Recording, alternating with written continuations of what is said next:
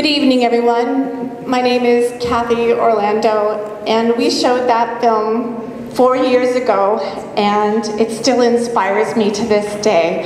So we've been pushing behind the scenes, and I am in awe of the turnout tonight. Way to go, Sudbury. Give yourself a round of applause.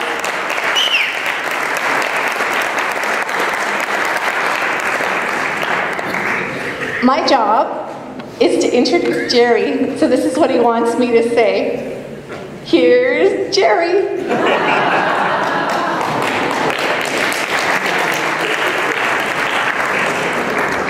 Thank you very much and welcome. This is nice. This is the second event we organize in so many weeks, and they've both been well attended. This is really great. Thank you very, very much.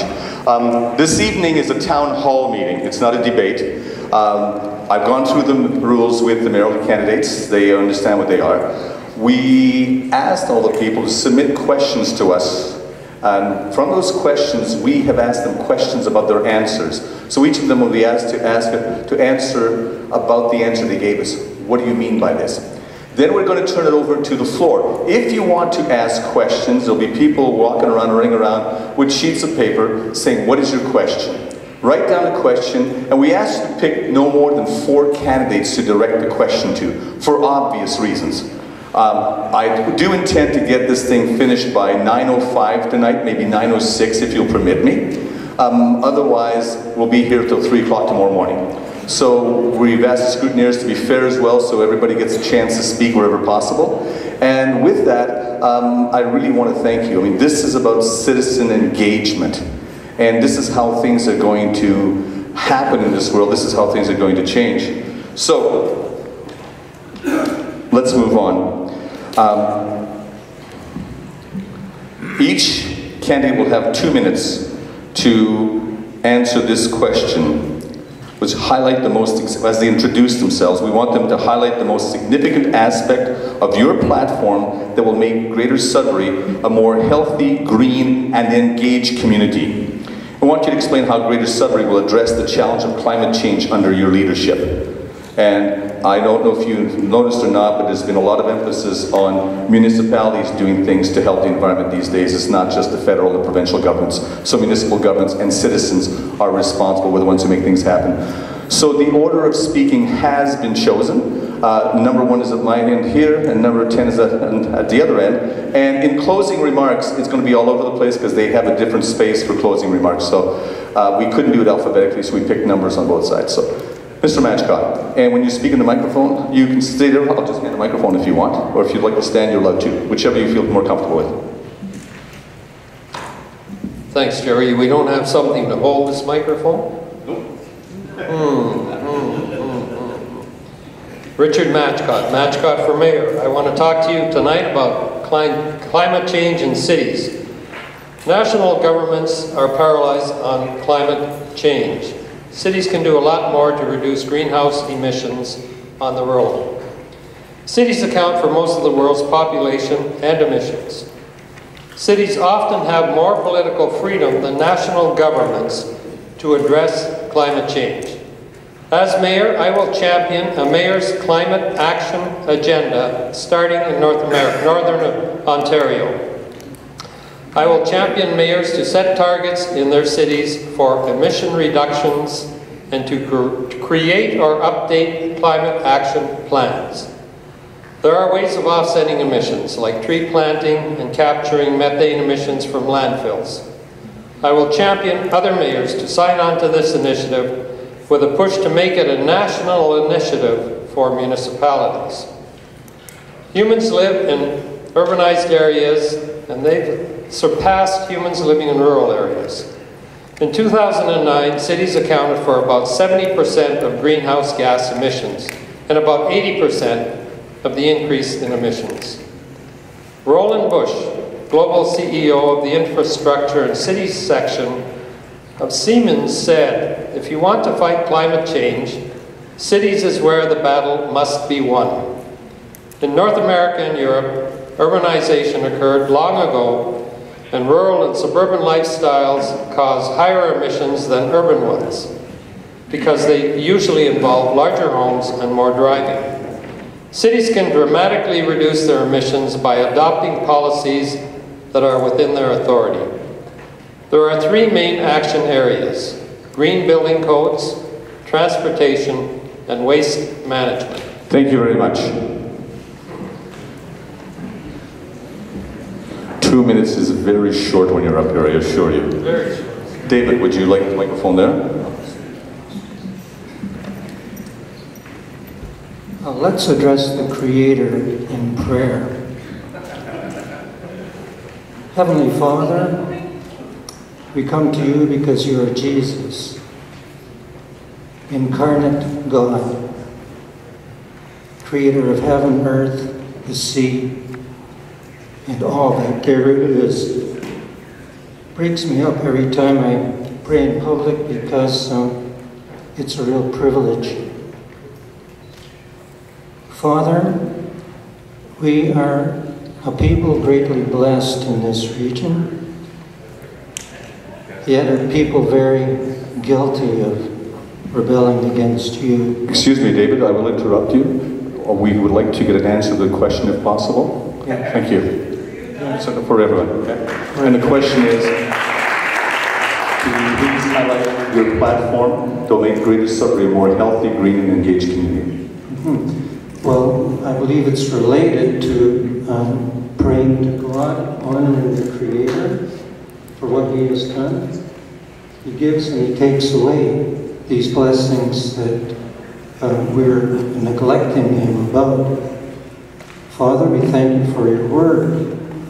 You are the lawgiver. We read how you have cursed the ground, cursed our personal lives for the first sin, and now we parade wickedness before you. Lengthen your rod especially for the banks of this most blessed region. Thank you. Mr. John Rodriguez.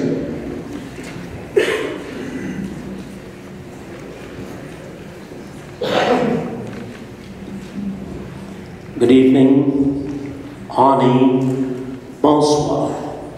Merci beaucoup pour vos présences ici ce soir et votre participation dans ce débat concernant l'environnement. The issues surrounding the quality of the environment in our communities are both complex and simple. As individuals and families, we ask ourselves, what can we do to protect our environment? Is the climate change not the responsibility of the mining companies and the governments? The responsibility for protecting our environment applies to all of these groups. The federal and provincial governments have the power to legislate emission standards, while municipalities and citizens, both corporate and individual, have power to make the difference on the ground. A municipality's official plan needs to reflect the community's commitment to environmental sustainability. The plan must speak to the community's desire to see new construction fill existing lots, as opposed to promoting further urban sprawl. By infilling existing building lots, we eliminate the need for the installation of new roads, water, and sewer infrastructure, thus reducing greenhouse gases. Cities produce 80% of the greenhouse gas production in Canada. We collectively have a responsibility to reduce this. The official plan must speak to the protection of green spaces and agricultural lands as places for the utilization of CO2 and the production of oxygen. The protection of our lakes and rivers with strict building codes and standards must be addressed through the official plan for our community. These assets go beyond the planet's physical health. They are at the core of our emotional well-being. Thank you very much, John. Thank you.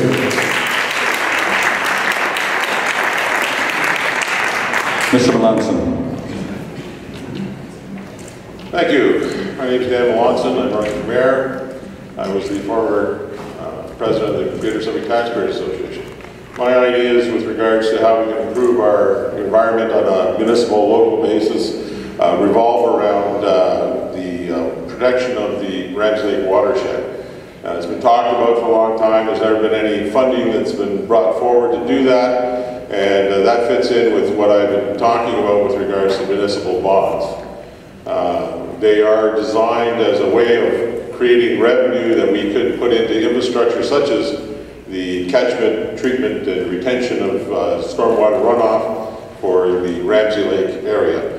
The other thing that I propose is that bicycle lanes be incorporated of a standard type in all new construction of roads, as well as any reconstruction of any existing infrastructure should include that same standardized bike lane.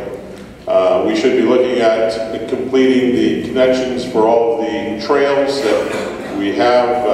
You know, some of the stuff that's been done out of the Rotary Park out in New Sudbury, through the Junction Creek conservation lands and the rest of it. I think that all needs to be connected up, and we should make that a priority. And I think that we can find the funds to do that through some of the savings that we can do by improving the way we're currently using our tax dollars.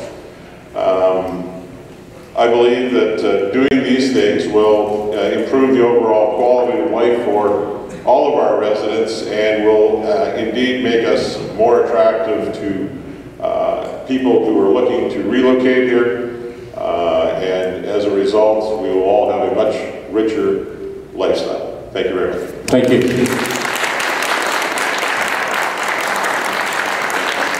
Ms. Patanzi, would you like to speak at the table? Okay, good.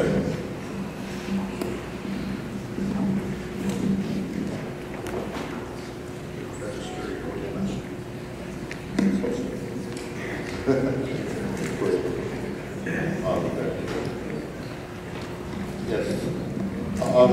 Many of you might recognize me from past events. I've been involved for over 20 years. In fact, that's when I first met John Rodriguez. I've always held my platform on 4 pillars: environmental, social, monetary, and administration. My thinking has always been is that all 4 pillars are needed to hold up the platform. Now, of course, environmental issues dominate the primary. You can't go any further ahead anymore without considering the environmental consequences. That would be with our infrastructure, we first have to look at our environment. But to add to all of this, I'm proposing, and I always have proposed, that we need an administrative accountability. Now that includes council, but that most certainly includes the administration. That has to be carefully looked at and reviewed on a regular basis. We have an internal audit department. Now normally an audit department concerns themselves with monetary issues.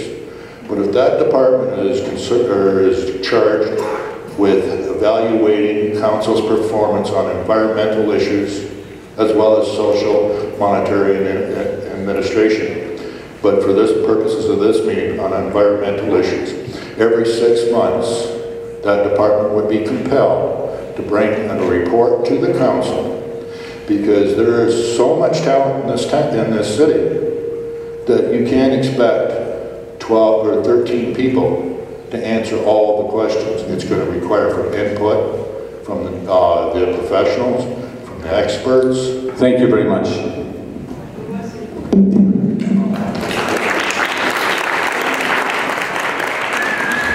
Mr. Brian Vigor.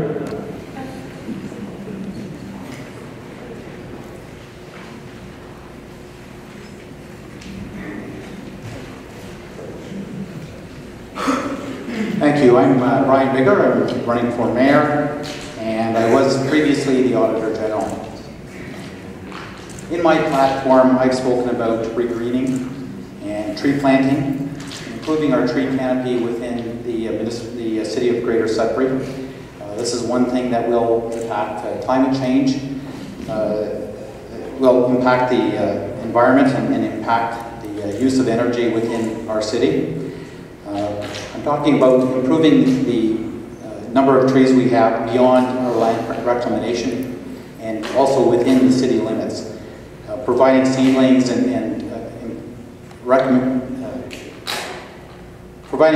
and supporting local groups to improve our streets and neighborhoods. This will help our property values within the city. I'm also talking about supporting backyard and community gardens and getting people more engaged in developing these community gardens to grow produce more locally, better foods for our local citizens.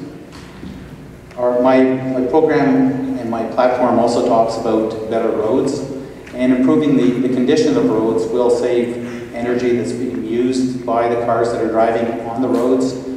It's a fact that the smoothness of a road does impact the amount of fuel that's used in the vehicles, and this affects all of us. In waste management, I brought forward information related to recycling and organics and encouraging recycling and organics. Right now we're looking at spending perhaps in the range of $100 million within 25 years to replace our landfill. So there's... Thank you very much.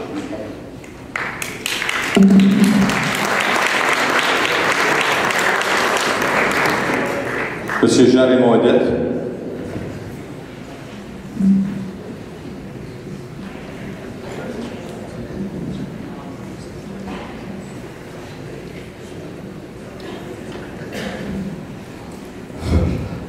As mayoral candidate of Greater Sudbury, I, Jean-Raymond Odette, intend to pursue Canadian Pacific Railway to move its Sudbury rail yard and rail line that runs along Ramsey Lake out of Sudbury proper, so there is no danger to our lake and water supply. Also ask the federal government to better legislate, regulate, and enforce the Railway Act in the transportation of dangerous goods since the Lac-Mégantic tragedy and the transportation of tar sand bitumen by Canadian National and Pacific through our city in enormous quantities. Taxes are a necessity, a need essential to the viability of our Sudbury municipal government. We need that the rich industrial, commercial, and business enterprise pay their fair share in this humanitarian environmental function of civil society to ensure that the distribution of wealth to our poor, disinherited, handicapped, and misfortunate others of our city. The marginal tax rate now paid by the private sector is not egalitarian and humanitarian in the federal, provincial, or municipal sectors. Incremental property taxes must remain the same, and no reduction of business or wealthy property taxes will happen. Also, let us help our Native brothers. Their plight is truly that of the third world. So please, votez Jean-Raymond Odette for mayor of Sudbury.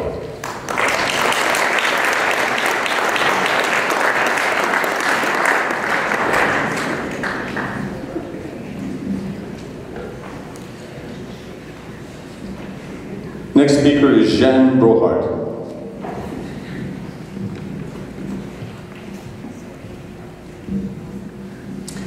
Bonsoir et bienvenue. Je m'appelle Jeanne Brohard. J'ai une maîtrise en finance et je me présente comme mairesse.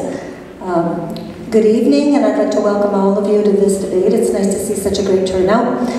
My name is Jeanne Brohard. I'm an MA in finance, and I'm obviously the only woman running for mayor. The most significant thing that I see facing this municipality, to be honest, is flood control. I've been in Iowa when I was in school and seen the Mississippi flood, and when rivers start getting out of control because of watersheds, too much rainfall, Sudbury has not experienced flooding the way that I've seen the potential of flooding. When you're on a campus and you think this river is far enough away and you end up with 3 feet of water, it's just flabbergasting. So to me, I would like to see the slush fund, quite frankly, go to flood control, because that also impacts insurance. You know, and there's so many residents that now, you know, you're not even being able to get insurance anymore if you're in a flood claim. So that's a huge issue for me. Obviously transportation, better bus routes, and the bike paths. In Iowa, we had this thing called RAGBRAI, the Register's annual Great Bike Ride across Iowa. It was a huge, huge tourism thing with, you know, hundreds and hundreds participating in bike rides, and they made huge money off of that. So when you want to, you know, bring improvements to a municipality, that's the type of stuff you need to do. It has to have some kind of a revenue generation potential. Obviously, watershed studies, solar is also key. Personally, I'd stay away from too much bureaucracy. I think that, you know, we can get some of these issues addressed without having to get so bogged down, you know, in what's called analysis paralysis. Hopefully with the new council, you'll have people working together, and you can get a lot more done for your tax dollars. Thank you very much.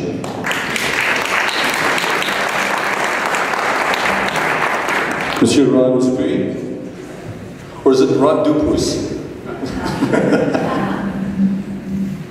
Okay, Mr. Lebeau.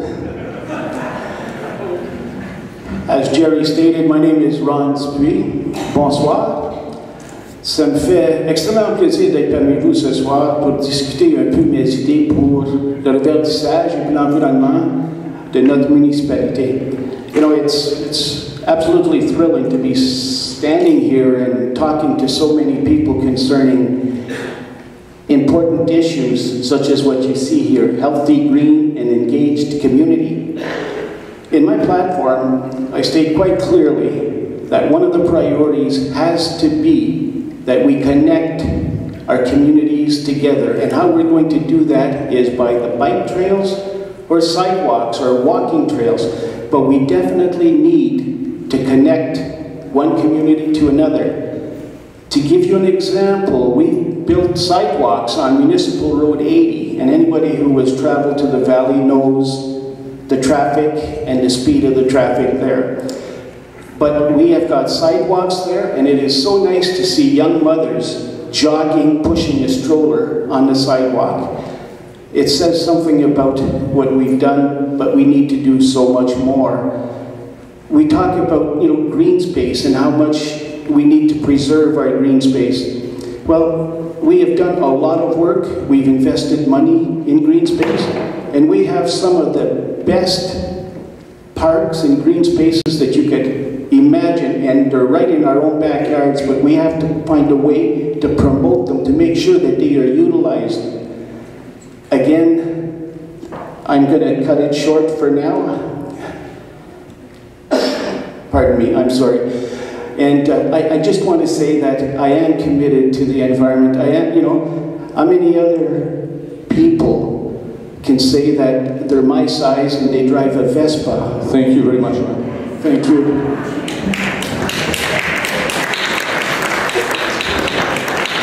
Jeff, what do we do? Do we keep the best for last or what? Jeff Muscat.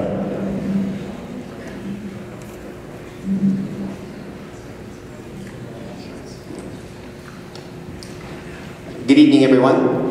Obviously, my name is Jeff Husk, and I'm running for mayor. And the environment is one of the most important issues that I feel is facing Sudbury right now. As a matter of fact, that's what I led my platform off a few months ago. I believe that Ranch Lake, Nipawin Lake, all our lakes and waterways are vitally important, and a watershed study and the sub-watershed studies are incredibly important to what we need to clean up our systems. Having said that, I do believe that we need inspections for holding ponds to reduce contamination. We need access to current emergency sewage discharge systems, because flooding in places like Isilda and having discharge going straight into Whitewater Lake is not acceptable. I believe in having biking trails, walking trails. I believe in increasing the ratio for green space and new developments and making sure that the ratio stays high. I will also look at assessing different opportunities to hiring city vehicles that are electrically powered, and not just city vehicles that people are taking from job to job, but also our transportation vehicles like our city buses that are doing short-term routes. But most importantly, there's one thing that no one seems to talk about that's important when it comes to climate change, and that is what do we do when climate does affect us and where we are. As a resident of the city, I'm not aware of what our disaster plan is and what I'm supposed to do. And I would champion a system in place that would make sure that each and every resident knows what is to happen if we do have disasters that happen in the city. It's important that we all know the role we play, the role that our city plays in our emergency services. And unfortunately, that should be publicized to all of us each year so we can continually keep that abreast. Thank you very much for your time, and again, have a great day.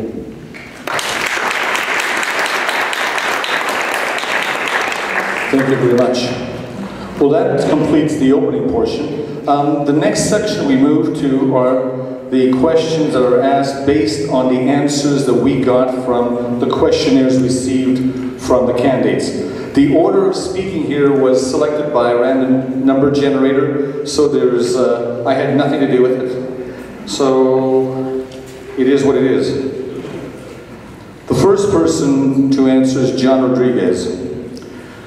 John, the follow-up question to your question, what action should the municipality take to reduce carbon emissions and improve community resilience in the face of climate change? The follow-up question to your answer is, what specific goals should the city adopt for green buildings and energy efficiency, and what actions will you take to meet those goals? I'll reread the question. What specific goals should the city adopt for green buildings and energy efficiency, and what actions will you take to meet those goals?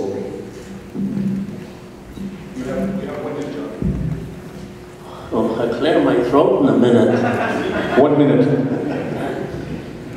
Well, of course, the whole premise of this is to reduce greenhouse gases and to create a cleaner environment. So we need to look at green roofs.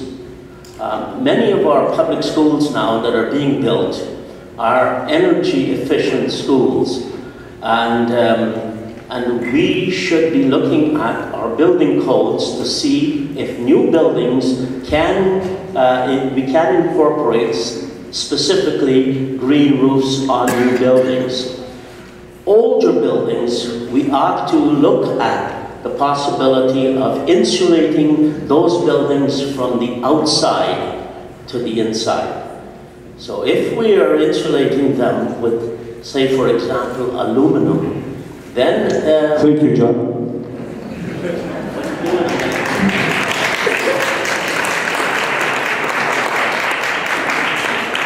The second question is to Dan Melanson. The question he'd answered, the clarification was, how are you going to support sustainable transportation in our community? So the follow-up question for you, Mr. Melanson, is how will you fund and implement consistent, dedicated bike lanes per provincial standards throughout the city in a timely manner? Well, the first thing we have to do is get our spending under control so that we'll have some available funding to put towards addressing that issue. I think it occurred the way that we're going through taxes and spending on things that are really not necessary and wasteful spending. I think if we cut down on those things, so we would have some available funding that we could actually put towards a sustainable transportation system that actually meets the needs of the riders. And I think the current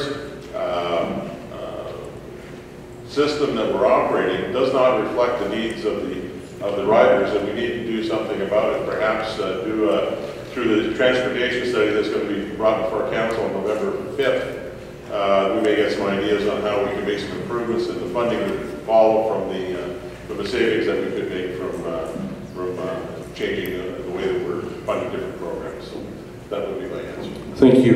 Can you please hand the microphone to Jean Brohart?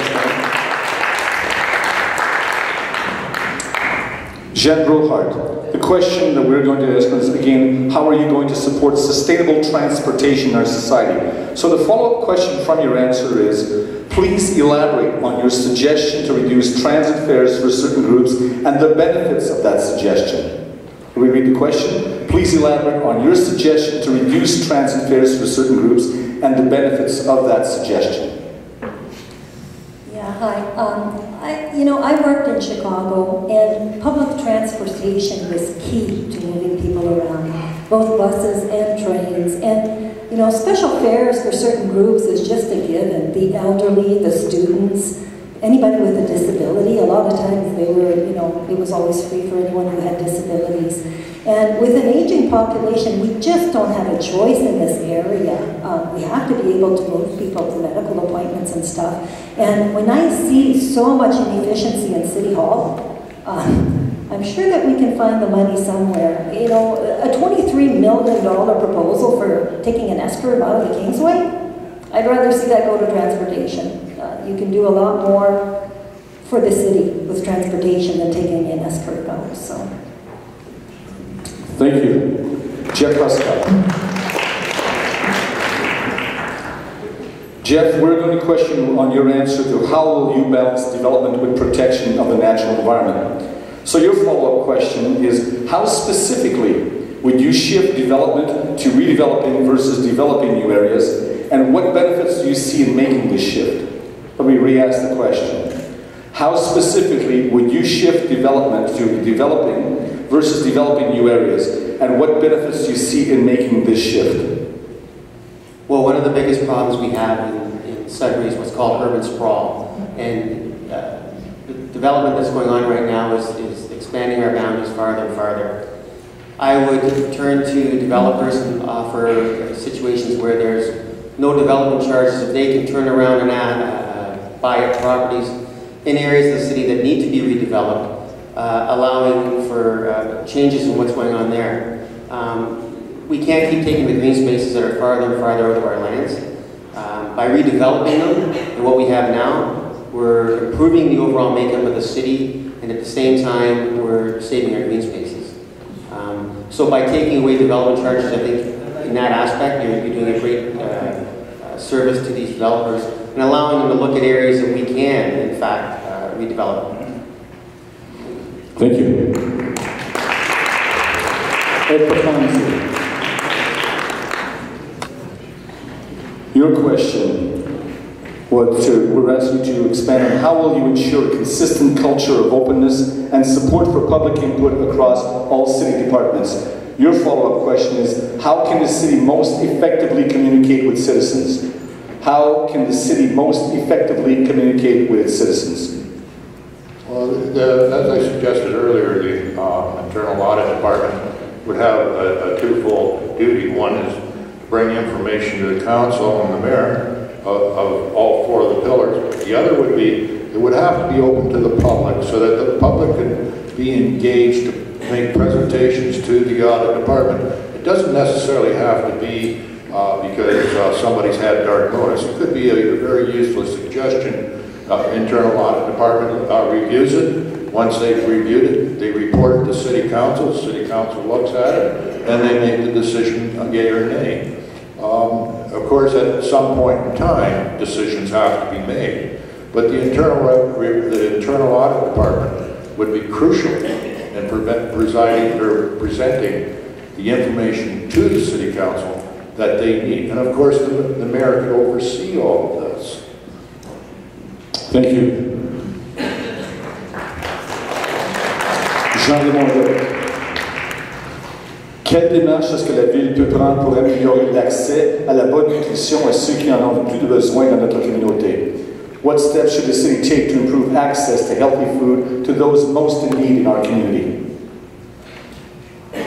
I believe that the major problem in today's society are the rich multinational industrial, commercial, and business corporations are not getting their fair share in taxes because of tax avoidance, tax cuts, tax subsidies, tax grants, and tax allocations provided to them by the provincial, federal, and our municipal governments. Billions of dollars have been lost to the 1% of today's society in the last decade and have been diverted to these people instead of being used for our social programs and our benefits for our poor and our low middle class. On devrait faire, comme on pourrait dire, tout un changement dans notre système d'impôt. Ça serait la meilleure chose. Arrêter de subventionner les riches, puis aider à nos pauvres. Merci beaucoup. Mr. Ron Dupuy. The question we ask you is, how will you balance development with protection of the natural environment? The follow-up question is, describe the public consultation process you will champion to facilitate balancing development with the protection of the natural environment. So describe the public consultation process you will champion to facilitate balancing development with the protection of the natural environment. Merci pour la question. The first thing is, you have to have willing people who want to listen to what the developer is proposing, and the developer has to listen. He has to be a good neighbor. They must speak to the neighbors, they must communicate with them, hold public meetings, so that consensus can be arrived and there is less of an impact in an existing neighborhood. We've done that previously because there was no consultation, and as a council, we formulated another option that sees the developer, and he must have a public meeting to let people know exactly what will be taking place in their backyard. It's extremely important, and communication is the only way that we will be able to accept new development. It's the only way that we're going to... Thank you, Ron. Merci. Mr. Brian Whittle. Question for you. We ask you, in your view, what are the most important steps the city needs to take to protect the water quality? The follow-up question is, how and when will you include funding for watershed studies in the municipal budget? Once again, how and when will you include funding for the watershed studies in the municipal budget? Immediately when council meets, obviously one of the topics that we'll be looking at will be the Sudbury Source Protection Plan, and we'll be looking at the requirements for funding for these studies. And so that's a decision that will be taken by council in looking at the funding requirements and trying to determine how we will fund those studies over the next decades.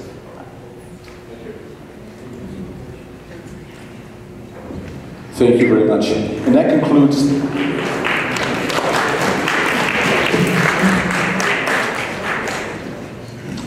the prepared portion of the agenda. Now we move to the video.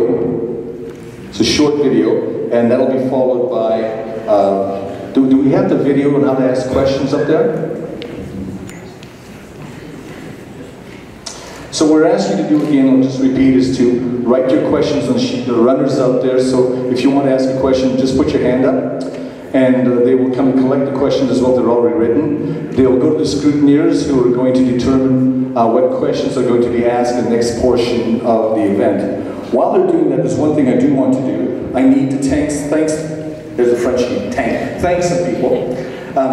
This is hosted by a coalition for Little Sudbury, the Citizens Climate Lobby of Sudbury, Rethink Green, and also we want to thank the Social Planning Council for their assistance. So thank you very much, all the people all this time put together. So thank you.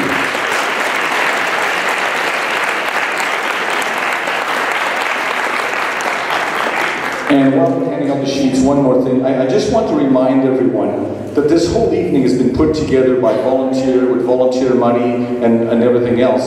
At the same time, everybody on the stage here is also a volunteer. They're volunteering of their time, they're volunteering of their money, they're volunteering of their experience. They are here to participate, to try to improve the city. So I have a lot of respect for everyone up here. And I hope that you will listen to these people very carefully and we're trying to help you make an informed decision. So thank you, all of you, for participating. And all the extra, which I think is fantastic. So thank you.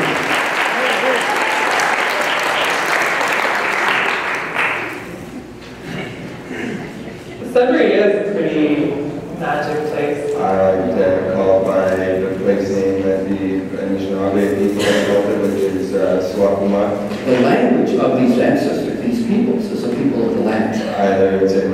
reference to where the three rivers meet or where the three roads meet. And anytime you're driving up 69, and there's just that line where it changes from farmers' fields to all of a sudden you see a little black rock creeping out. And there's something internal that feels rooted again for me. Sudbury has great people, and we've found a community here and lots of friends, and we feel very comfortable. And by those 200-300 years that other cultures have come to live here, that too is becoming a part of that vocabulary, part of that culture, part of that nuance that is who we are as Northerns, as Sudburyans. And we have a great community of great people making things happen and making those connections in the community. I've got access to some of the best coffee shops in the city. It's an easy place to get out and enjoy the outdoors. We have the creek, we have trails. Sudbury has nice, crisp, cold winters, and I can skate all winter long outdoors and go skiing whenever I want. We're really lucky that we have that sort of nature around us and that community. If you make a place where people feel comfortable, where people want to meet, people want to walk, and people want to cycle, people will use it. When our family got our first bike, we all shared it. It's just something that I took to and loved and continue to love. It's a great feeling of freedom. I can wave at people along the street. And that's what a downtown is. It's that coming together of pretty much everybody and everything your city has to offer. Gardening, growing your own herbs and food. I think it's so satisfying because it's something so simple that anybody can do, and there's something so grounding about first putting your hands in the earth and growing things yourself and being able to feed yourself or feed your family. I think choosing locally grown food allows you to know where your food came from and know how it was grown. Water is life, right? We need water. We need clean water to live, and because water is such a life force. Being out in the wild, I think, is just a way to simplify your life and a way to really reconnect with the earth around you and discover new things. So definitely, it's played a really important role in our family life. The imagination, to me, is the largest landscape that exists. It's not speaking as a touch experience. But a green space like that, or a park, anywhere in your backyard, you can climb up into the slag hills if you wanted to, but something like that gives you a blank slate to create a pond. And that was the most important part of my childhood. For better or for worse, that's how I got to where I am today, is from having just free playtime in a space that was my own. There's no better way to actually make art accessible than through public art.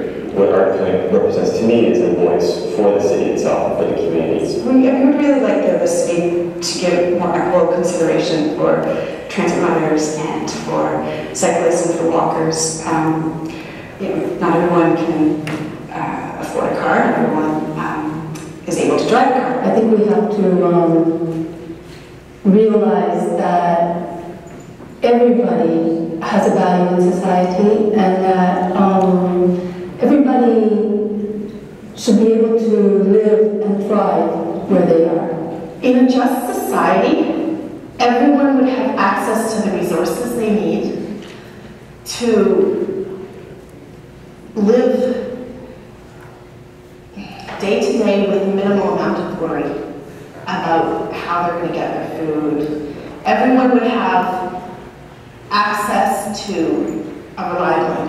We talk about eliminating pollution and trying to improve conditions so that our community can live in a healthy environment, so that we have healthy soil and healthy air and healthy water.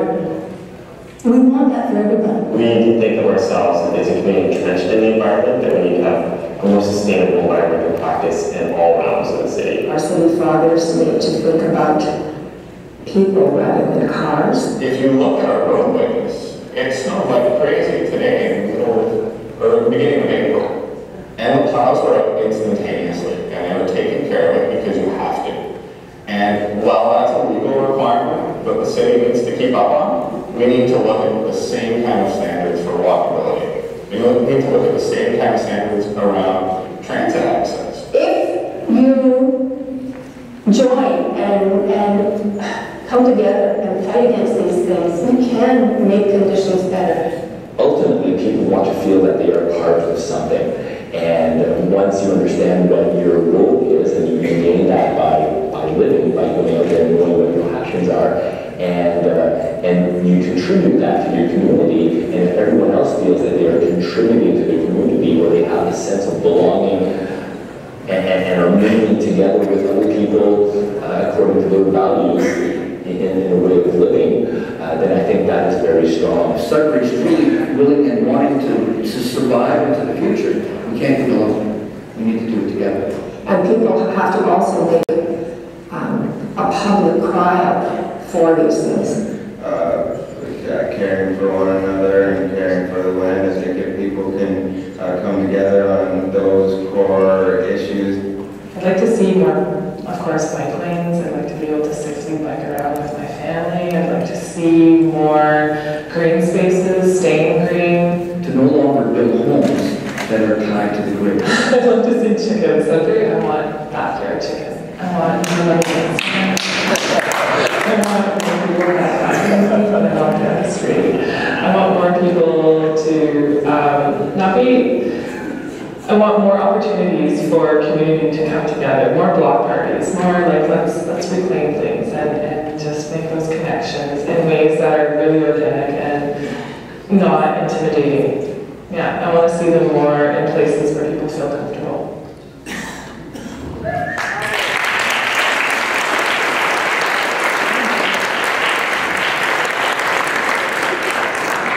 That was in no way, shape, or form a political announcement. Those were people who were saying, this is what I think of my city. This is how much I love my city. This is what I want for my city. So thank you very, very, very much for that.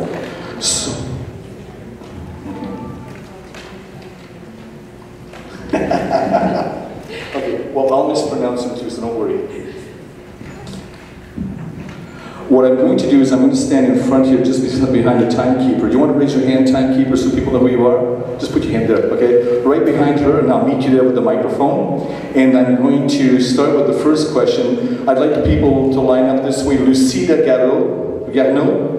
Can you please stand behind her, Lucida? Greg Dalton, as well as Nadia Berardelli. Did I say it right? Yep. Thank you. Yay, got it right. Christians, one lines now. The first question is going to Brian Bigger, Ron Dupuy, John Rodriguez, and Dan Melanson. So, John, I'll give you the microphone because you're closest, and I'll tell you to hand it to you afterwards. There I am, first again with 1 minute.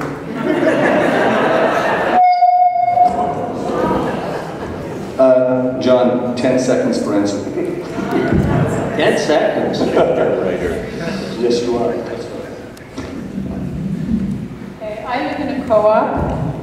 I want to know if you will commit to calling on the federal government to continue to provide rent geared to income to low-income households living in housing co-ops.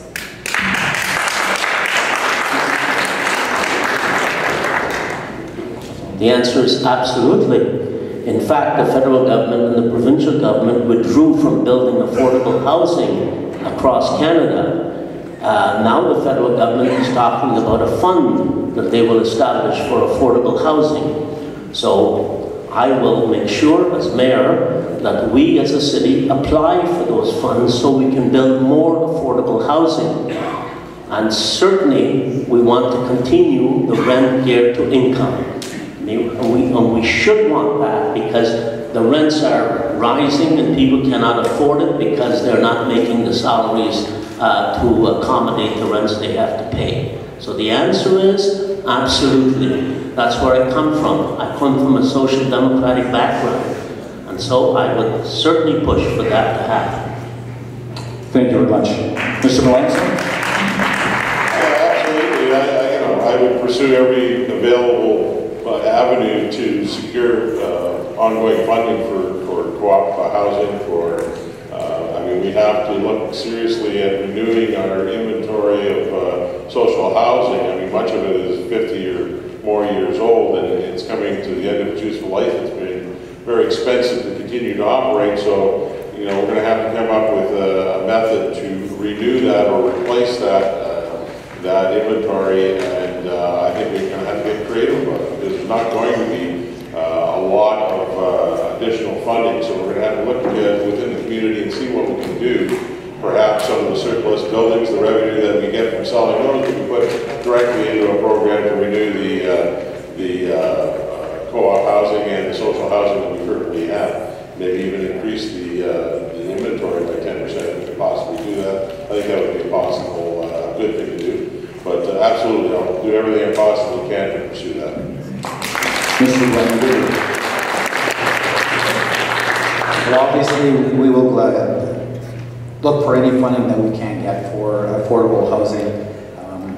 Affordable housing is very important for seniors and people throughout the community, and it's not all about roads. We also have to continuously think about the social infrastructure for the city, so that is very important. There are opportunities. I've been watching what different things have been done down in the city of Toronto, where they were selling off some of the larger homes that were in their housing within their housing department, and they were able to increase the number of affordable housing units within the city of Toronto by doing so. So there are different options and different ways of approaching this, but obviously we'll go looking for any funding that we can find. Thank you very much. Mr. Ron Dupuis. Merci de la question. Rent geared income is an absolute necessity in our community. We talked about healthy communities. Well, that's part of it. Affordable housing and making sure that there is sufficient affordable housing for everyone. I sit on the Greater Sudbury Housing Board, and I can tell you that our housing stock is well over 50 years old. And that means that we have to start investing. We really have to start looking at what we're going to be doing in the next 10 to 15 years to replenish our housing stock so that people will not be disrupted and there will continue to be affordable housing in Greater Sudbury. Thank you. Ron, keep the microphone. Listen. Hello, Greg Dalton. I'm with Friends of Bennett Lake and the Llewellyn Park Residents Association, and over the last 10 years I've been going to City Hall to discuss development and other issues around water quality and green space, and the problem is that the things are presented to the public as a fait accompli. And my question is, in light of the increasing number of decisions being made behind closed doors, in closed door meetings, what would you do to increase the transparency and make the process of making decisions more of a public process? Can you repeat the question, Jerry, please? Sure, repeat the question. In light of an increased number of decisions being made in closed-door meetings, what would you do to increase transparency and make the process of making decisions more of a public process? Well, there is a process already established for closed meetings, in-camera sessions, and in that process, we are only allowed to discuss personnel issues, litigation issues, and the sale of properties. I can tell you that over the last few years, every time we have an in-camera session, as it is called, councillors inquire about making sure that it is done in accordance with what we are supposed to be doing in camera. So,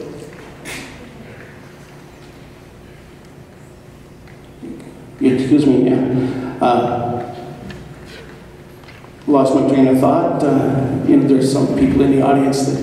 Anyways, Jerry, when it comes to closed meetings, we as council do not decide if the matter goes to closed session. It is always done by the clerk. Thank you. Mr. Brian Bigger. Are you okay with the question, or would you like to repeat it? Actually, I'd like you to repeat the question. In light of an increasing number of decisions being made in closed-door meetings, what would you do to increase the transparency and make the process of making decisions more of a public process? Without knowing what specific decisions you're talking about in closed session, obviously there are reasons for the need for closed meetings, but I think one of the opportunities is for citizen engagement in being more active and involved in planning decisions and decisions that may be made before a closed meeting actually occurs. So having some influence on setting the policies and the direction the city will follow prior to the actual implementation of those policies in a closed meeting. Thank you. Dan Alonso? Yeah, I absolutely would do everything possible to keep the number of in-camera meetings to an absolute minimum. They would have to be sure that they meet all of the requirements before going that route. I think the current process that we have in place for consulting with the residents with regards to development or zoning changes is fundamentally flawed. It doesn't allow for proper consultations. A lot of times things pass through and everybody says, I never even heard about it. So putting an ad in the paper and doing a few things doesn't cut it anymore. I think we have to find a way of making it more interactive so that all of the people who have an interest, who've done their homework and are representing groups such as yourselves who have concerns, should have a full and proper hearing and allow for all of their concerns to be publicly aired before any decision is made. Thank you.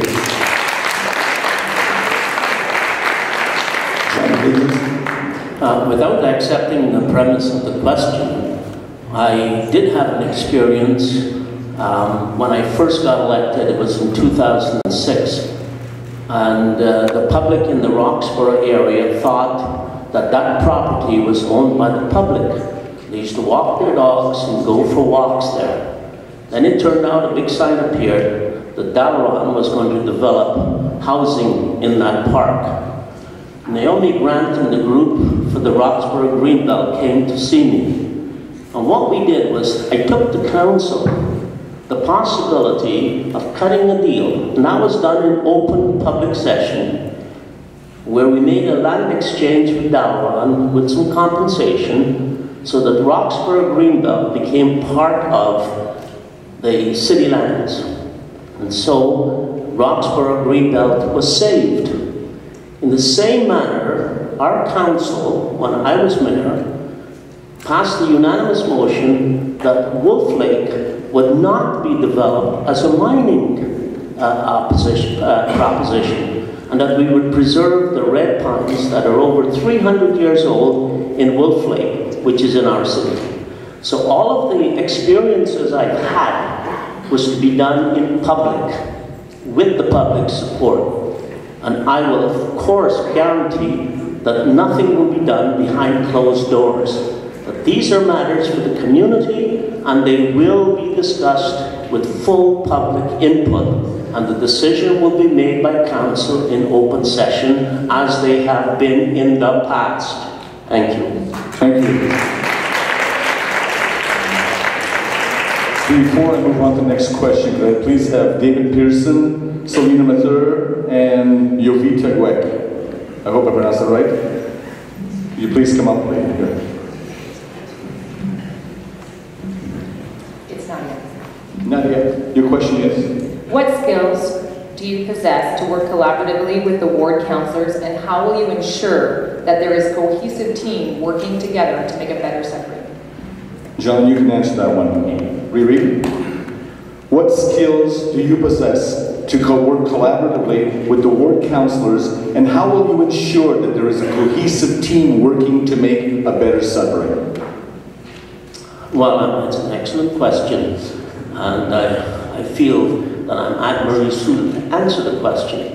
During the 4 years that I was mayor, we worked as a team. Council worked as a team. We achieved 42. There were 42 achievements by council, including the School of Architecture, including the amphitheatre, including Lily Creek, including the track at the Laurentian University, including the geriatric center. I could go on. 42. You need those skills, the ability to be able to draw in your council, be able to inspire the council for a vision about where you want the city to go. That's my strong suit, and I've proved it for 4 years. We work together harmoniously. 9 of the same councillors on this council suddenly couldn't get along with the mayor. So what was the reason? What was the difference? What made the difference? Leadership made the difference. The kind of leadership... Thank you, John. Sorry. Sidetrack.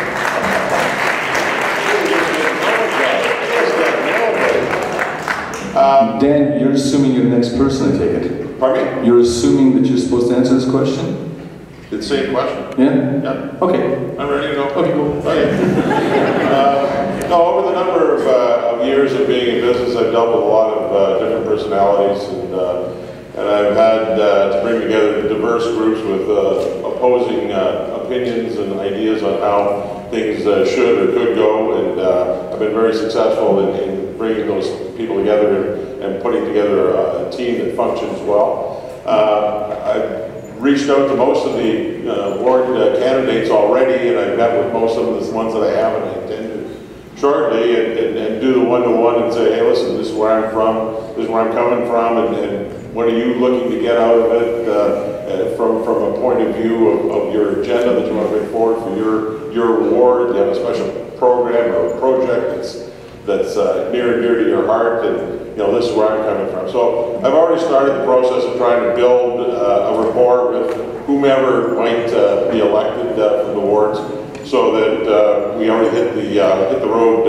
running when we get. Thank you, Jeff Pascal.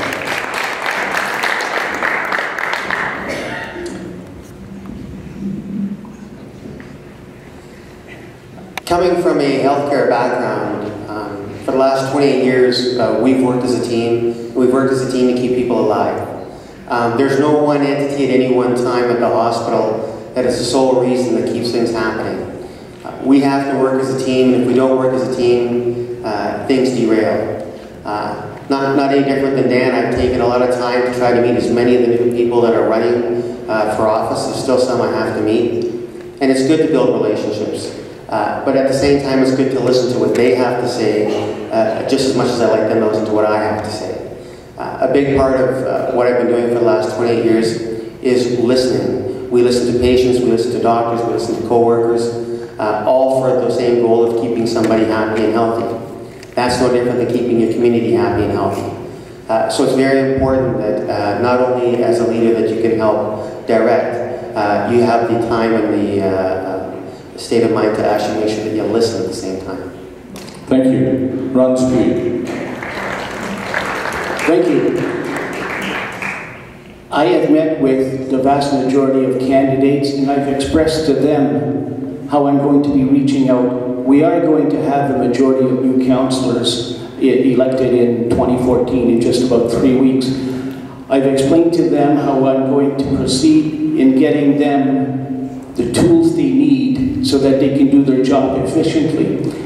We're going to have training sessions or orientation sessions open to the public, but the councillors are going to meet every department head. They're going to meet our partners like the health unit, the police, and so on, because we do fund the vast majority of those budgets. So they will understand what they need to do prior to December 1st when they take office. So I think that's a significant step. It's something that hasn't been done. Our orientation periods in the past were a morning, and you would have an hour with each department head coming in and speaking for 5 minutes, and that was it. Thank you. So thank you. Thank you.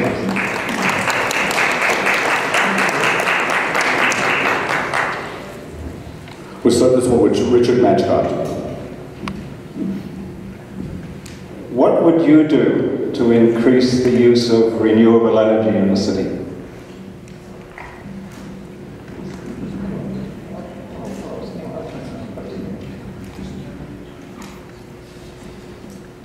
That's a very interesting question. renewable energy certainly something that needs to be done here in the city of Greater Sudbury. The one thought that I had is if we could reduce some of the cars off the roads by creating transit hubs and feeder buses into main areas.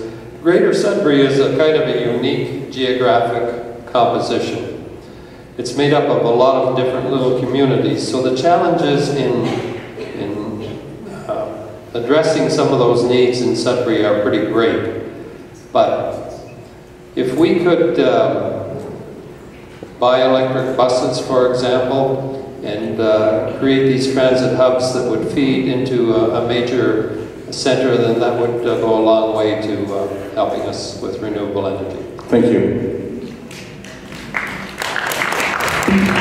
John Rodriguez, same question. Just to remind the question, make sure we're answering the question. What would you do to increase the use of renewable energy in the city? Well, we started by tapping into the methane that's in our landfill site out on the Kingsway, and we are converting that to electricity and selling it into the grid. What I would like to do is to continue this.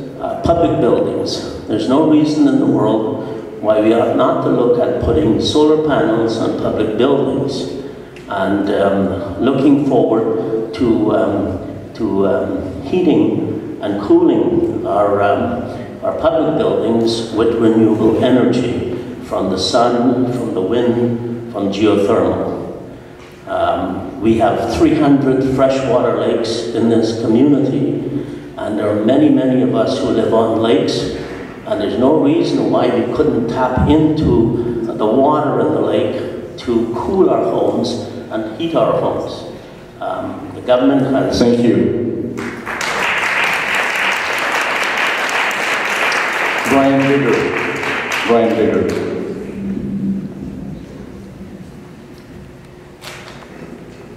One of the departments at the City of Greater Sudbury is focused on looking for opportunities to save on energy use.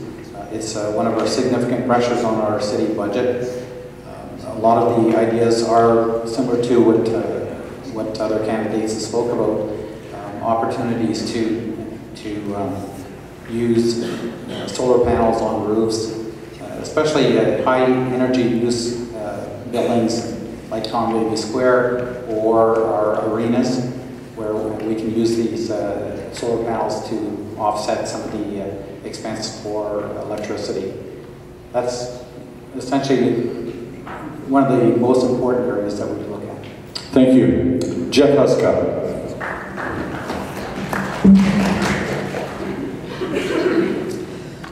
Reusable power and energy is an important factor as technology grows older. One of the nicest things we have going for us right now is something called LED lighting. LED lighting is lower power consumption and whatnot. So I would look at implementing ways that we can take our street lights and other areas and we can actually have them solar powered using LED lights. They give off an awful lot more light and will reduce the overall energy that's required to run them. No different than anybody else. I think places like schools and whatnot, the rooftops of them are fantastic places to utilize the solar power. They do it a lot down south, and it's areas of land that you're not taking up away from green space, and you're utilizing pieces of the buildings that will never get used. But again, LED lighting is fantastic. It's running our televisions and everything else. It's on our cars and our lights. It gives off an awful lot of light at very low power consumption. And I utilize those things.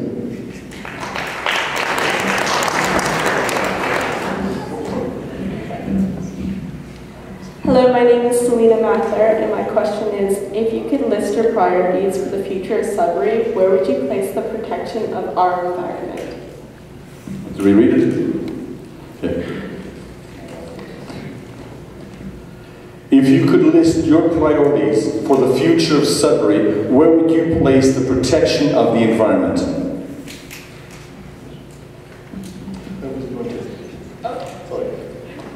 Jeff, you might as well. Yes, Jeff. Well, excuse me, the protection environment is right near the top. Let's face it, without a healthy environment, who's going to want to live here?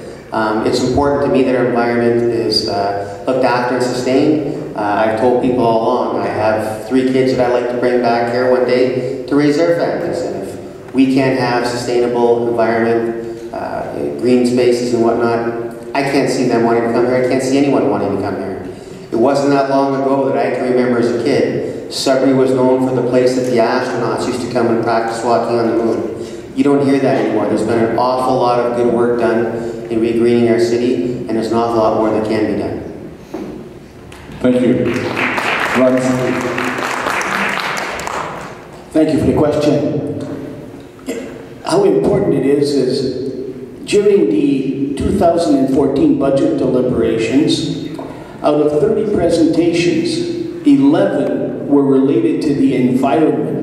This is in 2014, so that tells you that it is an enormous priority of everyone, and it's definitely one of mine. When you consider that it's ahead of roads, it's ahead of playgrounds and so on, and policing, that was remarkable, and I really took note of that, and I had mentioned it during the budget deliberations, that was the first time that we had 11 people coming up and talking to us about the environment and not making financial requests, but making suggestions on how to improve things. So it definitely is a priority of the people, and it's one of my priorities. Again, thank you. Thank you. Mr. Damalanson.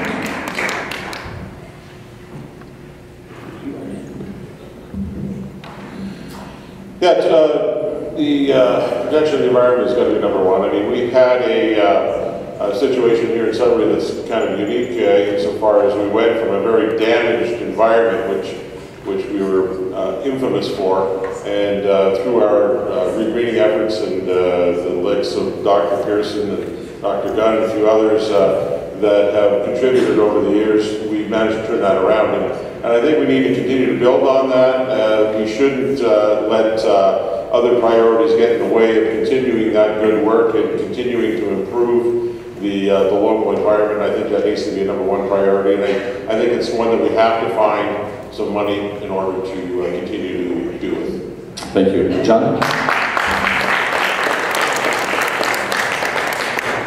Without a healthy environment, we do not have a healthy community.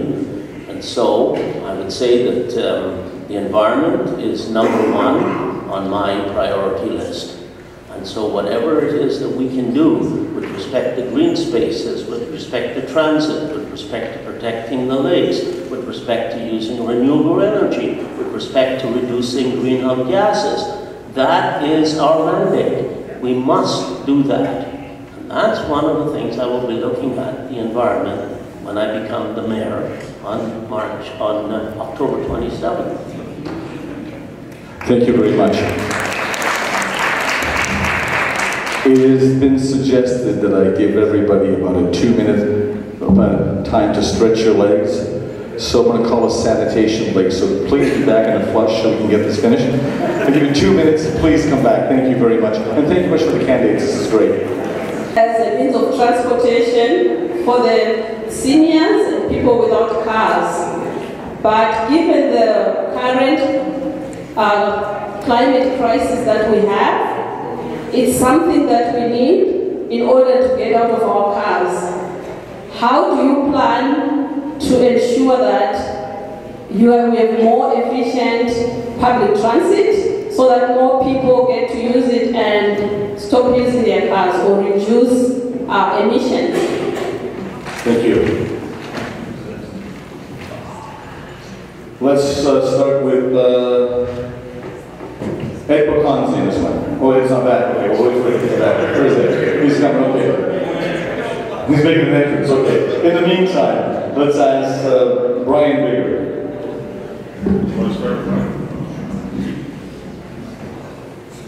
I think one of the most important things is improving the service levels to the outlying communities around Sudbury. Right now, they are taxed slightly differently. They're considered commuter areas in the greater city of Sudbury, but they don't have the same level of service that we have within the centers of the city of Sudbury. So they are commuters. They would use this transit system if it was better set up and more convenient for them to use. It would make them less dependent on vehicles to come into Sudbury for various different services. I would ensure that bus routes and schedules would be reviewed and revised for convenience and efficiency, and also revisit the strategic placement of transit hubs in different areas of the city where people actually are going to and coming from, like the New Sudbury Shopping Center and the hospital. Thank you. Ed Bacante, I'll reread the question for you. How will you improve transportation efficiency to promote use of transit and get more people out of their cars? Okay, first of all, I got here by bus. I go everywhere by bus.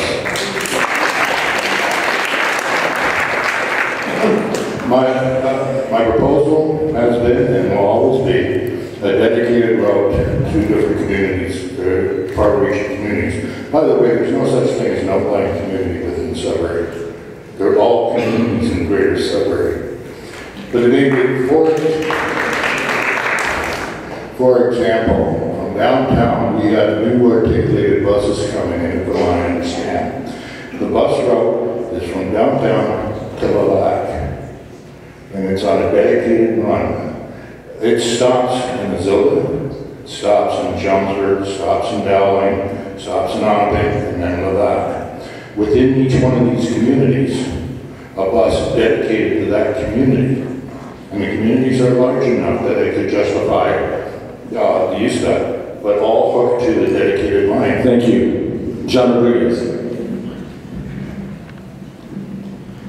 Specifically to the question, one of the things that I want to do as mayor is to explore the park and go. If you take, for example, the Valley East, and you'll notice every morning the cars streaming into downtown Sudbury, going either to the taxation data center to downtown. So why can't we have a bus leaving the Hanmer Shopping Plaza at say 8 o'clock in the morning? So you park your car, get on the bus, and you go downtown. It makes 2 stops. It will make 2 stops, one at the taxation data center and one downtown, coming back in the evening. Secondly, transfers. The transfers ought to be from bus to bus. So I think that we can facilitate the use of the transfers and encourage people to ride a bus, because you can use the transfer, get off in one spot and go on to another bus. Thank you. Jeff,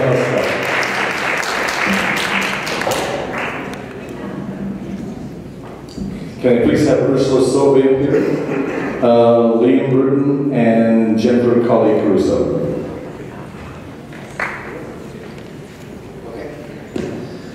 Regarding the transit system in Sudbury, Greater Sudbury, I firmly believe that the route system that we have now needs to be looked at in collaboration with places like hospital employees, universities, and our colleges, and taxation centers and the malls, and look at having these people have input of when the busy times are and when the busy times aren't.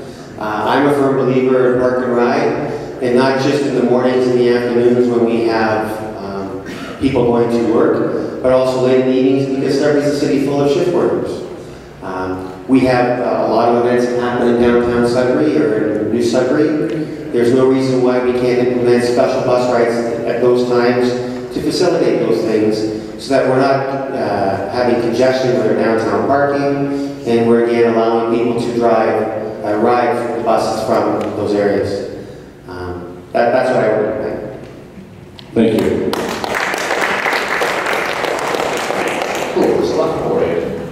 And your question? Okay. Would you be willing to do a true cost-benefit analysis of Mayoral Drive, and, if necessary, reallocate the city portion set aside to other possible traffic reduction solutions, i.e., increased bus network or free bus, increased trails, and other growth solutions.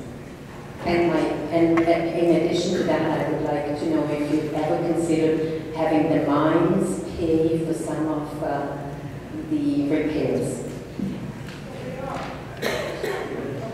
Yes. Who's got the microphone? Ron, that question is to you, Ron. Thank you for the question. You know, Mayoral Drive has been in the books for so many years, and what we have to take into consideration is the fact that it's supposed to go from Highway 17 east to Highway 17 west, and that is what makes it so costly. But if we were only to build a portion of it, which would be parallel to LaSalle Boulevard from Falconbridge Road to Notre Dame, there would be substantial savings. It wouldn't cost us. We could then use money to subsidize our transit, because that's what it is. When you look at our transit, there's only one way to have people take the bus, is to make sure that the schedules coincide with their work schedule. If we want people to use it, we have to make it convenient to them. Now, thank you. Thank you. Brian Beer, same question.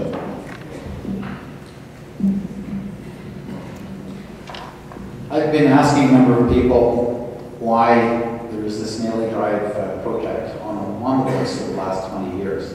I haven't actually got a straight answer for anybody that has been able to tell me when it was first put on and why it has been put on and how it got to $150 million. It looks to me that $150 million is more money than we can afford at this point in time to add $150 million of new road construction when we can't afford to maintain our existing roads. Looking at a shorter section of Mayoral Drive is something that council could look at overall, but that project will be much less expensive than the full $150 million project that's currently being proposed, and that would free up resources and money for other options that could be directed towards transit. Thank you. John Rodriguez.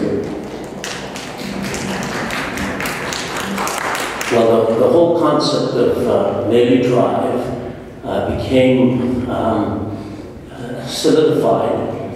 There are two main east-west corridors across the city, the Kingsway and LaSalle Boulevard. The Kingsway is at maximum traffic, cars per day.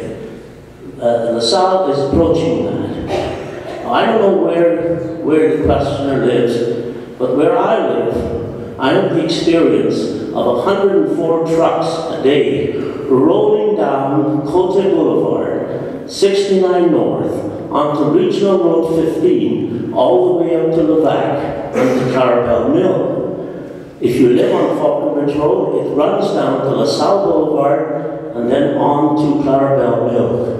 The whole idea is to get the trucks off the road, and I want to tell you they have to. And maybe Drive is where we can restrict the trucks. Thank you. Then we must go after the provincial. Dan also.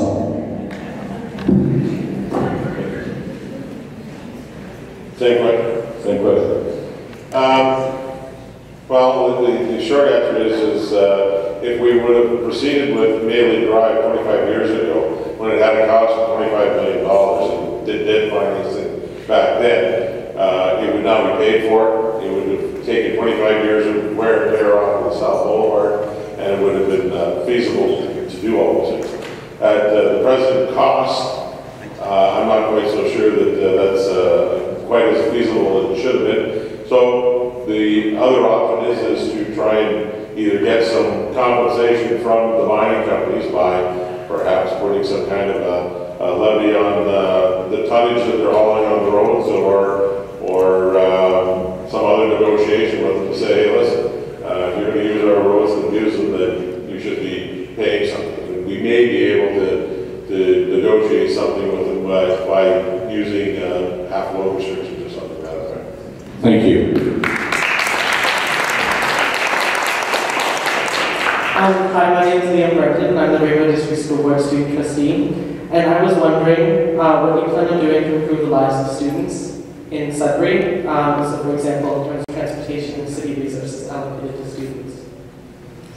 And John Rodriguez. You'll have to repeat the question for me. As a Rainbow District School Board Student Trustee, I was wondering what you plan on doing to improve the lives of students in Sudbury, such as transportation and resources. Well, I would ensure that the special rates we have for students on our transit system continues, and that we encourage more young people to take advantage of the student rates to be able to commute across the city. That's one. And the other one was resources. I don't understand. What resources? I was wondering, those were just examples. I was wondering how you plan to improve the lives of students in Sudbury. Well, I think one of the ways is through recreation, making sure that we have adequate recreation facilities for young people. I want to make sure that we have opportunities for students to grow in drama, performing centers where they can hone their skills as musicians, as dancers. Make sure we have an art gallery where young students can have their work displayed, where they can find a career in the arts and culture. Thank you. Dan Lanson. Well, I think one of the biggest things that we can do is take a serious look at the way we deliver transit services to the students and the locations that they go to and from, and have the schedule and the capacity more in tune with what the requirements are, so that, you know, if you can get around the city and get to the place you want to be when you want to be there, then, you know, it's going to make life a lot simpler and easier for you.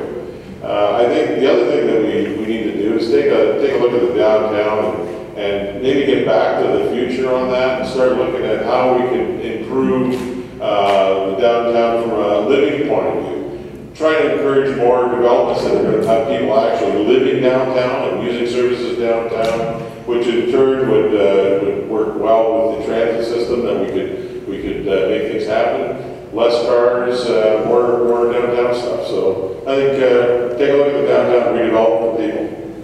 Thank you.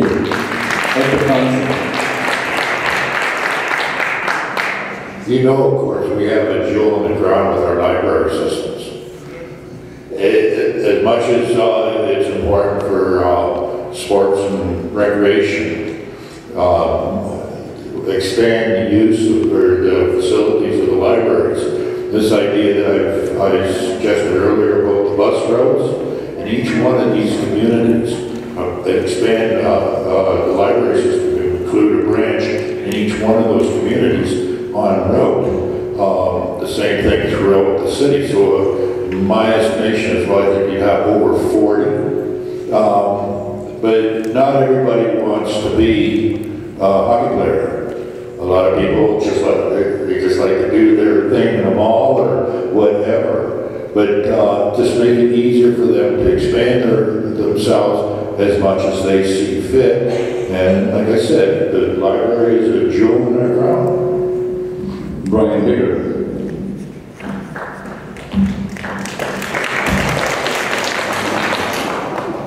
You're talking about the Rainbow Schools.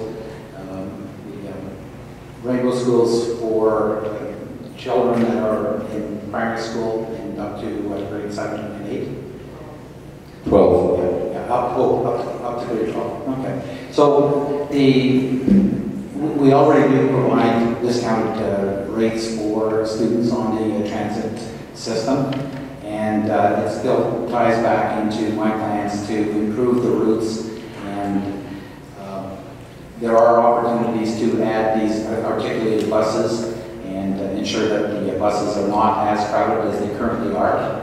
There are opportunities to perhaps add Wi-Fi onto our city buses, so that can be used by students traveling to school and back from school. It's not all about, thank you. Thank you.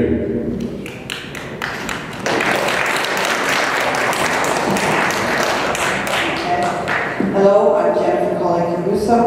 I'd like to ask the candidates, what would be your approach to preserving and enhancing our green spaces?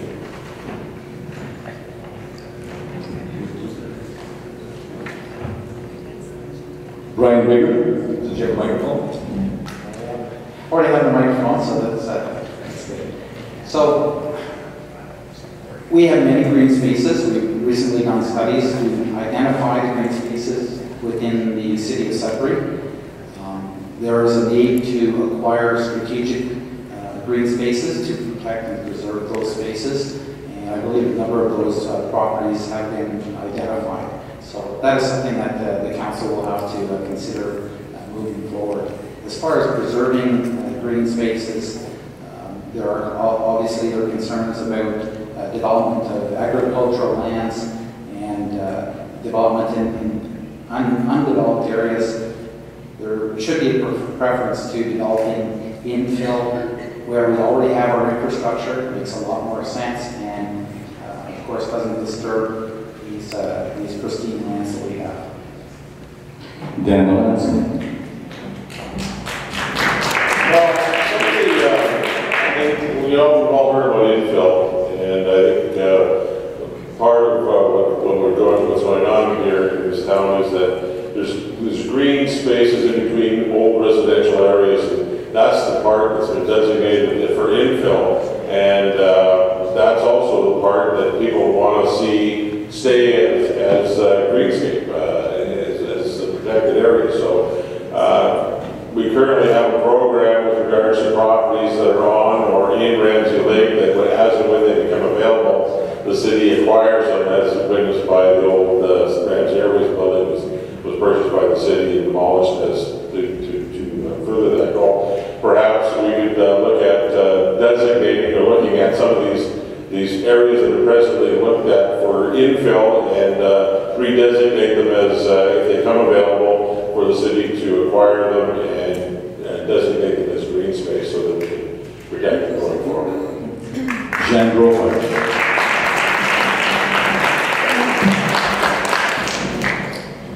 Yeah, I think one of the things that we've forgotten to mention is really the preservation of wetlands.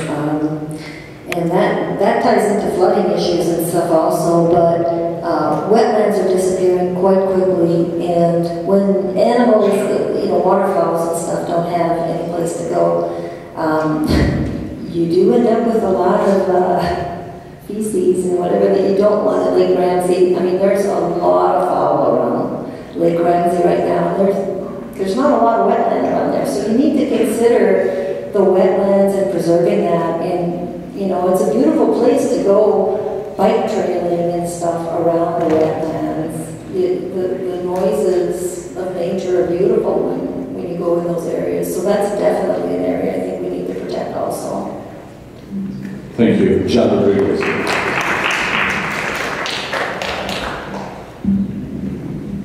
Well, green spaces are extremely important to a community like ours. Imagine what trees do. Trees absorb carbon dioxide and they give off oxygen. Humans need oxygen to live. So we need our trees, we need our green spaces. I talked about the Roxborough Greenbelt before. There's one other green space that I'm determined will never be mined, and that's the Wolf Lake Old Growth Forest. It has the last stand of red pines, over 300 years old, in our city.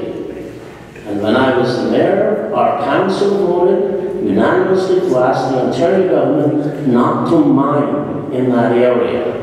And I will bring the same motion back to the next council. And I want to make sure that we preserve that old growth forest at Wolf Lake. Thank you.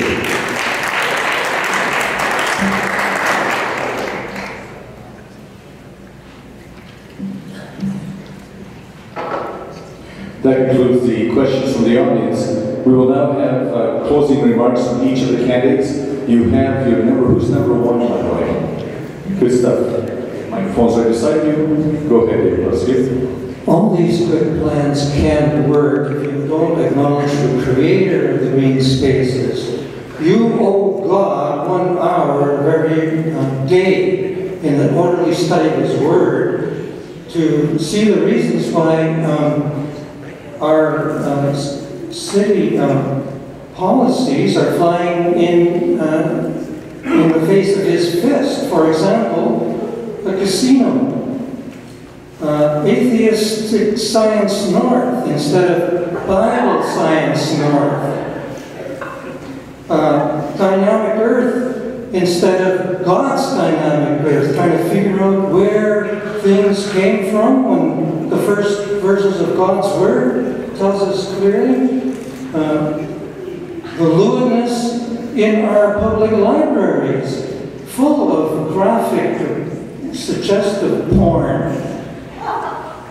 The atheistic influence of our public schools and universities that might not come under municipal jurisdiction too much.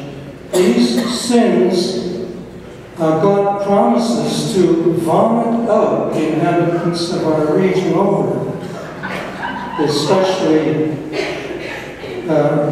vileness such as parading sex perverts. You wonder why so much of other parts of the world are being destroyed by nations that have rejected Christ for who He is as recorded in His Word. Take a good look, because that's what God promises to do to a region as blessed as we have been. Thank you.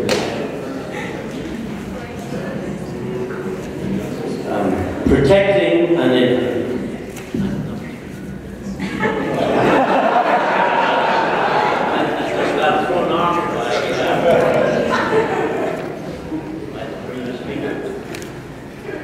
I promise not to comment, John.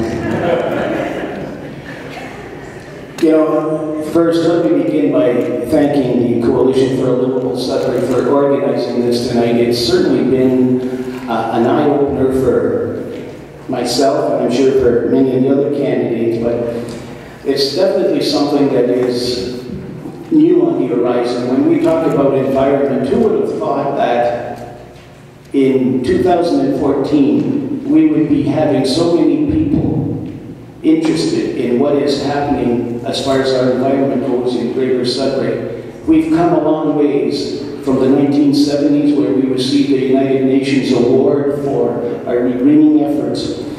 You know, we have to really look at the big picture. There's been mention of the Roxborough Greenbelt a few times tonight, and I remember that vividly, because the only way we could gain or acquire the Roxborough lands was if we swapped lands from the valley.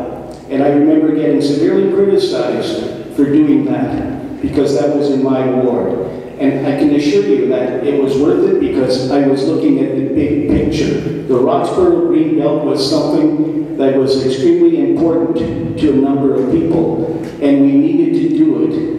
I wasn't parochial. I wanted to make sure that it was done and done right. The other thing I want to talk about is the Green Space Advisory Panel that released an excellent report in 2010. And if you go on the city's website, you can see exactly the work that they did as volunteers. It was phenomenal, and you'll learn a lot of things just by visiting and reading that report. Thank you again. Merci d'avoir participé ce soir, et puis je vous souhaite une bonne fin de soirée. Thank you.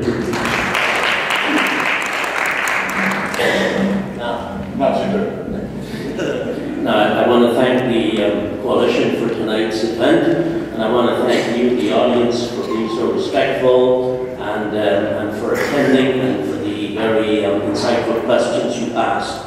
But protecting and enhancing the environment is a shared responsibility. As leaders, we must develop a culture that celebrates and values environmental responsibility. This must start with our children, as they will set the bar for their parents and the community. Municipal government must not only talk the talk, we must walk the walk. This must be reflected in our planning and building standards and codes. This past Monday, I was pleased to attend a special event marking the launch of Laurentian University School of Environment Studies. My former colleague, friend, and Mayor of Toronto, former Mayor of Toronto, David Miller, now President and CEO of the World Wildlife Fund, gave an informative presentation on what cities can do to reduce our environmental footprint. Clearly, cities can have a significant and positive impact on the environment. Many actions do not require a big expenditure of money. Rather, they require big ideas and an engaged community committed to building a healthy community together. Leaders have a responsibility to set the example for our citizens. We must support actions that enhance green spaces, improve building energy efficiencies, and insist that infrastructure projects are holistic in their planning and implementation. There is no one action that will address the many challenges before us. Collectively, we must take actions that are within our fiscal capacity and that produce positive environmental improvements that contribute to the creation of a durable cultural shift in attitudes and behaviors. Today and together, we can move our city forward again. Thank you, John.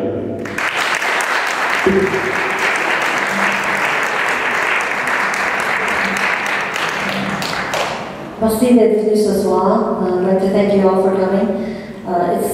Environmental issues are certainly top of the line for so many people, not just here, but around the world. I think there's one issue that flood control to me is a huge issue, but there's also another one that I think we failed to mention, and it's actually just enforcement. We have a lot of laws on the books, and we're just not enforcing a lot of them. And when it comes to the green space stuff, you've got beautiful trails. My daughter's an avid musher. She's a dog scooter. And when I moved to this area again, she was thrilled that we had trails. I phoned the people in charge of them, and they say, well, I wouldn't trust a kid with a dog sled team on there because we can't guarantee that there's no motorized vehicles. I think you need to look into that and make sure that what's supposed to be non-motorized stays not motorized as we move forward with green spaces. The watershed studies are important. We haven't touched on another issue, the trash bags. In other cities, just going to transparent trash bags for recycling has made a huge difference. It's a lot easier to cheat when you have those black bags, and that's contributed to a lot of the landfill use also.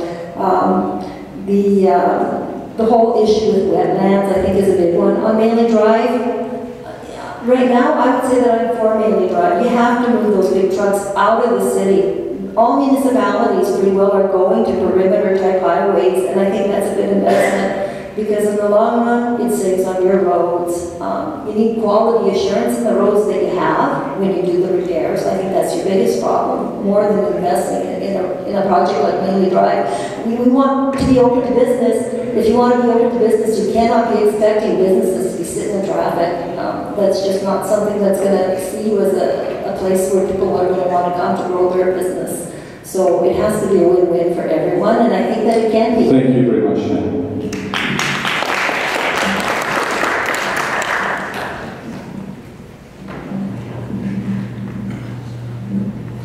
We need to change the way we do business at the City of Greater Sudbury.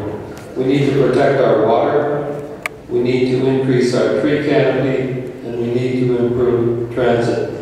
Let me give you an example of protecting our water.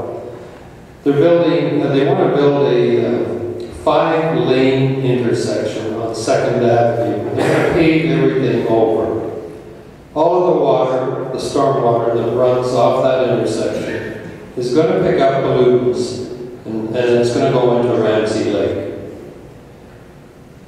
That's wrong, and that mentality at City Hall needs to be fixed. The tree canopy needs to be increased in the City of Greater Sudbury, as we indicated before. That will certainly remove some of the pollutants from the air. It'll improve the air quality. As I campaign and travel through Greater Sudbury, I hear a lot of complaints about the transit system. If we improve the transit system, that's going to take a lot of cars off the road. That's going to improve our environment, of course, because we're going to be reducing emissions. As I indicated earlier, I would ask the Planning Committee and the Transit Committee to look at the possibility of small buses in the outlying areas feeding into a hub, which would then go to a more central area. If we take a lot of those cars off the road, we're going to improve service to our residents and we're going to reduce emissions. We could look at also building complete communities and complete streets. We could look at changing the policies of the developing cities. We could make cost-effective solutions by building the walkways. Michael, thank you very much, Richard.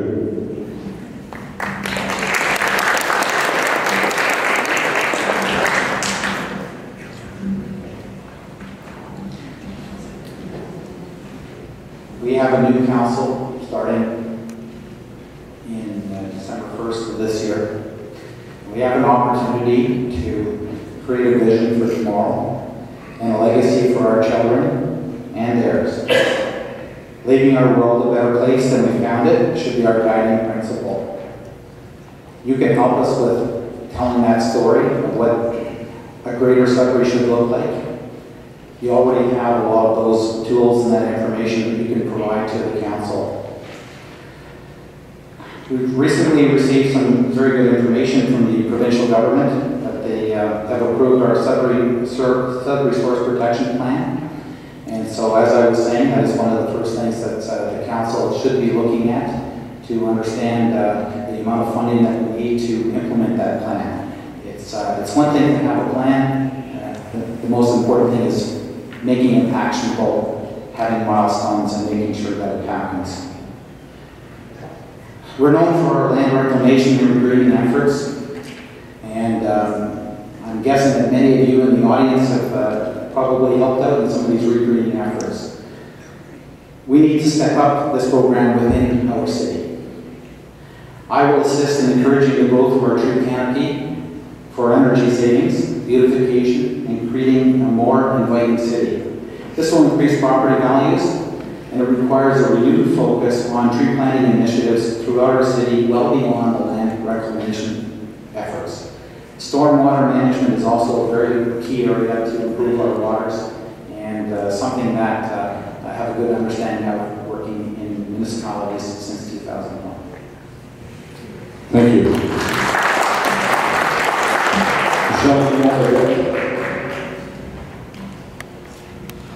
Je veux remercier cette Assemblée pour un Grand Sudbury plus viable.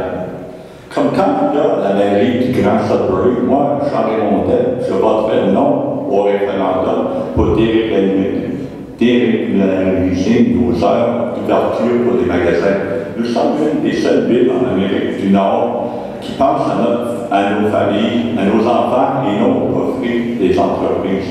Comme ancien chef de train au Canadien national, je sais que les matières dangereuses que transportent les trains, c'est essentiel qu'on déménage la cour de triage du Canadien Pacifique et la ligne qui longe le lac Ramsey hors du centre-ville pour assurer qu'aucun danger pour notre santé et la sécurité pour notre beau lac Ramsey et notre source d'eau potable. Les impôts sont une nécessité et sont essentiels à la réhabilité du bon fonctionnement du gouvernement municipal de la ville du Grand Sudbury.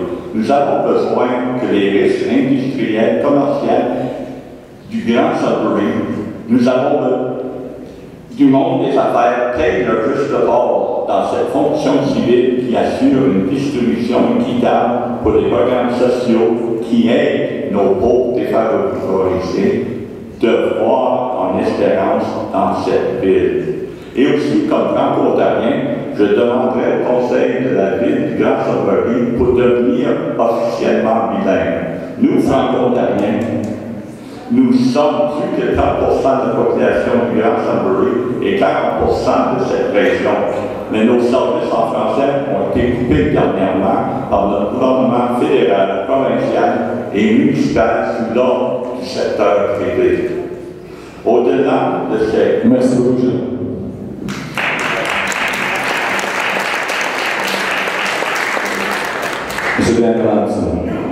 Well, many thanks to the organizers here tonight. It's a wonderful event, but more especially to each and every one of you for taking the time out to come out and to hear what all of the candidates have to say about where the direction they would take our community in, and the things that they would do to make it better and to make it more livable and to make it the place that we all want it to be.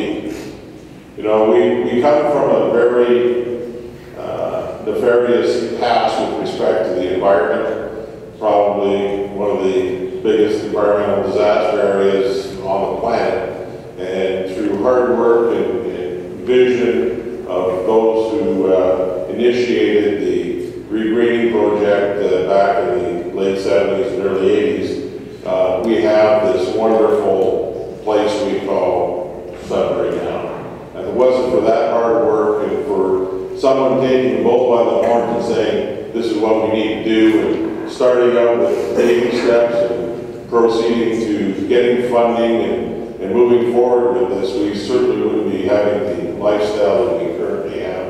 So as a lifelong resident of Sudbury, I thank the vision that those individuals brought forward, and I would pledge to you that I would continue on that same vein to try and create a situation going forward that those who come in behind us will say what a great job this generation did in continuing that quest. Thank you. Thank you.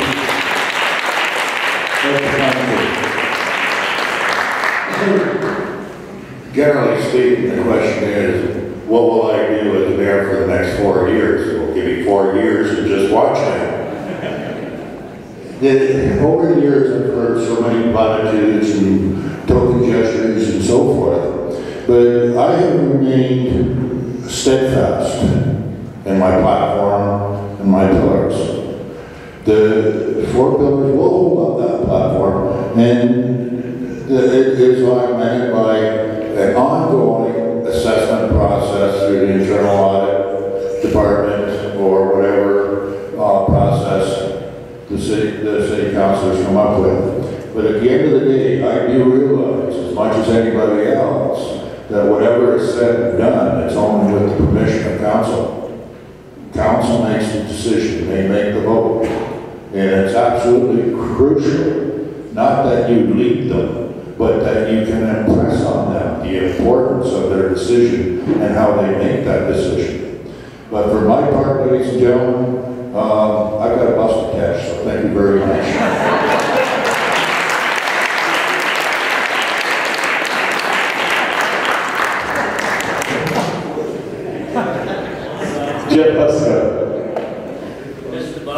First of all, I'd like to thank all of you for being here tonight. I'd like to thank the organization for having me here.